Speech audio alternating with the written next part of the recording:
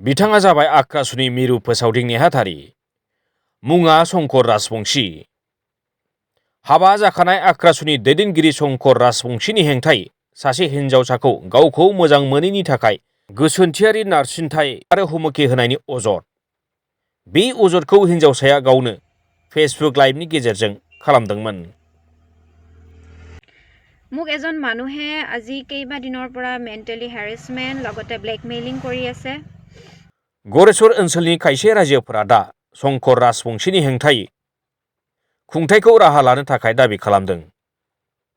আজি गरेस्वर অঞ্চলৰ এগৰাকী কিশোৰীয়ে যুৱতীয়ে ফেচবুক তথা হোৱাটছআপ যোগে এটা দুখ প্ৰকাশ কৰি এটা বাতৰি প্ৰকাশ কৰিছে।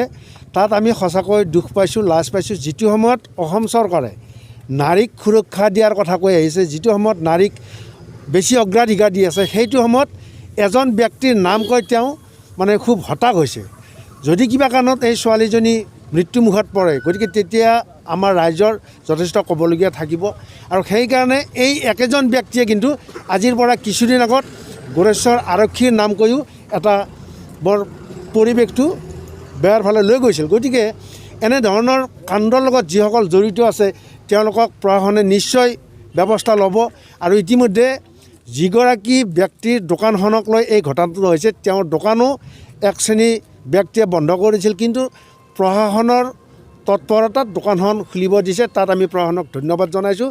গতিকে गरेस्বৰ নিচিনা এটা শান্তিপ্ৰিয় অঞ্চল, ইয়াত সমূহ জাতি জনগোষ্ঠী সকলো লগ লাগি আমি ঐক্যবদ্ধভাৱে আছোঁ আৰু ভৱিষ্যতেও থাকিম। কিন্তু তেনেকুৱা এটা পৰিৱেশৰ ঠাই যদি কোনোবা এটা বা দুটা ব্যক্তিৰ কাৰণে এটা বেয়াৰ ফালে যায়, নিশ্চয় আমাৰ ইয়াত ক'বলগীয়া থাকিব।